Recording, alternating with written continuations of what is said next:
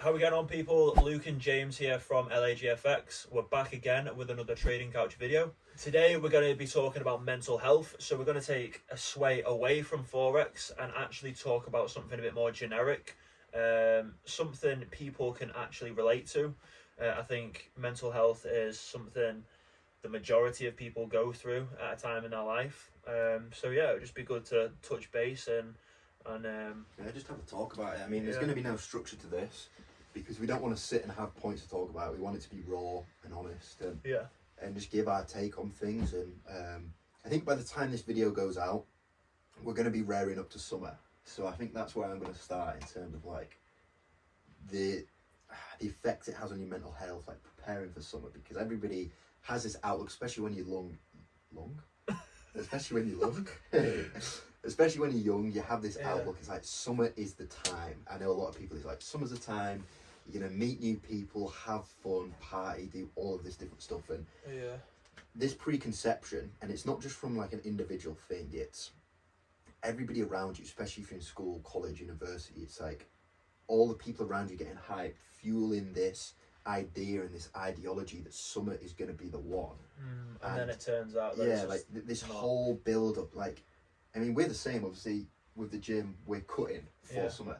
This is a natural cycle within our training, but there is still the element there. I don't get me wrong, that I want to look my best in those periods. I think the main thing I'm trying to say is like, don't build it up too much in your head. It's any other day, just have fun and don't let little things like that worry about how you look. I think what James is trying to say is just care less, basically. And it's still something that I am definitely going through as a person, is trying to care less. But I think the more you expose yourself and the more you get out there, the less you do care, genuinely. I mean, I used to constantly worry about what others thought, which is just horrible. Constantly having the feeling that people are talking about you and things like that, and that just brews down to anxiety, do you know what I mean? But I think the one thing that has genuinely helped me throughout my life is to just not force yourself, but just encourage yourself to do new things and to just get out there and do these things, and not worry about the consequences. I went on television in 2019 and that was a big step for me. Did I make a tit of myself? Yes, I did make a bit of a tit of myself. Do I regret it? To an extent, but it was an experience and I've learned from it and built from it. And to be honest with you, it's only fueled that feeling of not giving up what people think or what people say. It just stems back from the idea, like, if you are so afraid of making a mistake or not trying something new, it's like those things are what give you the opportunity to grow and learn. And if you're never presenting those opportunities to yourself, you're always going to be the same person, stuck in the same cycle, stuck doing the same things. Like, you have to expose yourself to the risk to grow. Like, when you think of something new, it's the fear of just doing it. And then once you do, like, what was I even worrying about? It's the anxiety that builds up and the pressure you put on yourself builds up. But the second you do it, A, it's not as bad as you thought, and B, you're actually really proud of yourself. It's like, wow, I actually did that. And then you realise in your head, like, well, what was all that worry about? And the next time it comes to something similar, you're like, yeah, but last time I did this, I realised it wasn't as bad. So maybe you don't worry as much. Exactly that. And do you know what's mad as well, right?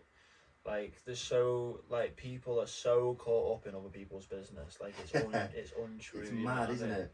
And like, do you know what? When it actually comes down to it, you should just not care. Like, and you know, the mindset you've got to have in scenarios like that is like, if somebody's genuinely going to take the time out of their schedule to A, view what you're doing, B, give enough of a about it to form an opinion, and then C, express that opinion.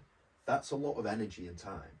If they're going through that, it's jealousy. And the reason why it stems from this is because every time somebody's ever going to give you hate like that, if you just ask them, like, are you okay though? Like, on a real level, are you okay? Something going on at home? I mean, it goes back to mental health. Usually they'll just be like, oh, and then they'll just wisen up, but like going back to 2019 and going back to when I really did care about what people thought. Now looking back at that, I'm like, I don't know why I even bothered. Like, even down to social media. Like, social media is such a toxic place. Like, I actually hate social media. Yeah. The only reason why I'm on it, genuinely, is for work. Is to try and, like, obviously, is to spread the news of LAGFX and try and help people out. If it wasn't for my job, I genuinely wouldn't be on social media. I think people just Have you actually ever trialed it out, just deleting it? Have you ever gone through a period in your life? I have. Yeah. I've gone through periods where I have just not gone on it, and it's amazing. You know what I mean? But you know what's crazy, right? I was in Manchester on the weekend, and it's actually nuts, right? My phone ran out of battery. I was on the tram going to a friend's house in Manchester, and I was just looking around on the tram, and I'm not joking. Everyone is just like this, on their phone, and it's like scrolling through Instagram, looking at what other people are doing, and it's like... I went through a period where I just completely deleted all social media and didn't bother about it. It's weird, like, you do get exponentially happier. I didn't think it'd make a huge difference, but it did, because... And the main thing is it's time. Yeah. How many times you find yourself, you go on and you scroll through pointlessly, not for any reason, you scroll through, and then once you've done, Instagram's boring, what do you load up? Snapchat. What do you then load up? Facebook. TikTok, Facebook. And next thing you know, 20 minutes has gone by. What have I just done? And you'll do that multiple times a day. I'm guilty of it. Everybody's guilty of it. These apps are designed to be like that. To keep you on for as long as you possibly can be. How many times have you gone onto Instagram with the purpose of doing something for the business and then got swayed? 100%. Every time, every single time. It's impossible not to do that. And you can't feel guilty because the apps are designed to do that. And it's crazy. Or for you to get out there as such, you have to be constantly on social media, posting things, replying to people, liking pictures, doing this, doing that. I personally don't have time. My main focus in life is to be happy and successful, so I will do anything possible to be as successful as possible, whether that's buying into other businesses, trading myself, getting people on board of the business, you know, finding entrepreneur ways of making money, you know what I mean, and being happy. There's plenty of ways of doing that, actually living, you know what I mean? I couldn't think of anything worse than being stuck on social media. And I know we're swaying more to that, and the future is probably in that, and it's all online, and it's all on the phones and all that, but I don't know. It's just getting caught up, like, can you honestly say to yourself right now, and this is to people out there, like, are you truly living your life the way you want to live it and doing the things you truly enjoy deep down and fulfilling the values you have, or are you looking at other people? It doesn't even have to be online. Looking at other people and just doing what's popular. And don't worry about being different and straying away, because the way I see it, and the thing that helps me massively, is I always just say, like, is this going to matter in 10, 20, 30 years? Like, when you're, if you want a family, when you're settled down with a family, like, you're going to see what, like, probably 0.5% of all the people you ever thought gave. And I think that's one thing that it's still a mental battle for me, 100%. And it's still a mental battle, like trying to not be materialistic or trying not to care what people think and look a certain way on social media. I should just not care and be myself. Do you know what I mean? But I think it's very difficult to do that, because it's like a competition. Social media has turned into a competition. Who can look the wealthiest? Who can look the richest? Who can look the best? Who has the most followers? Who has this? If you look at somebody and they've got 20,000 followers, you look at somebody who's got 200 followers, you're going to judge them and their character based off that. You are. Nobody out there is going to tell me they're not. Most people are. It's like, how can you... Or it's like, oh, this person has a bare designer thing. Like, oh my god, like, this person must be, like, proper sick. Funny, though? You know what? I think Selfridges started doing, you can hire clothes for the day. No, so you could go in and spend, like, £20 on, like, the best t-shirt in there. Ridiculous. Take loads of pictures and everyone's there like, mate, he's making bags. How's he doing that? I've done it at this Stone Island top. I'm skin, you know what I mean? And I've literally hired this out for the day. I love imagine.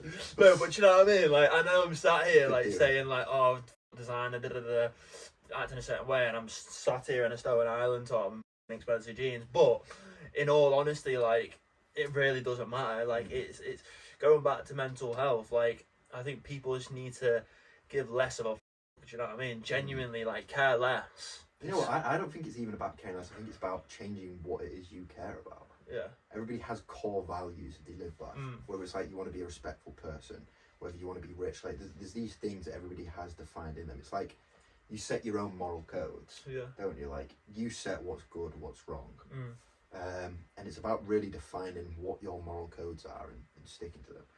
I think the main thing as well is like it's a fear of missing out. How many times have you maybe decided to stay for a weekend or stayed in to do work, and you're looking through stories, everybody's out partying with the mates, and you sort of sit there and you're a bit like, oh mate, all the time. But then I actually say to myself, do I wish I was there? And I say no. And that's a lifestyle that I'm not actually too bothered about. And I know that if I was actually there, I probably wouldn't even enjoy it. But I still get that initial reaction like, I'm so boring, why am I not doing that? I know, yeah, but why are you boring? Because you are doing things that are better in your future. You know what I mean? And this is another thing that you have to kind of look back on. But no, I do it all the time. I literally did it like last weekend. Like I saw people getting ready, going out, having meals, and I'm like, right, what can I do this weekend? So I had a ram-packed weekend. I was in Liverpool on the Sunday, and I was in Manchester on the Saturday, seeing two different groups of friends. Do you know what I mean? And I've come back hungover as hell on the Monday, you know, and we're now on Wednesday, Thursday, and I've looked back and I'm like, I've spent near £1,000 on a weekend.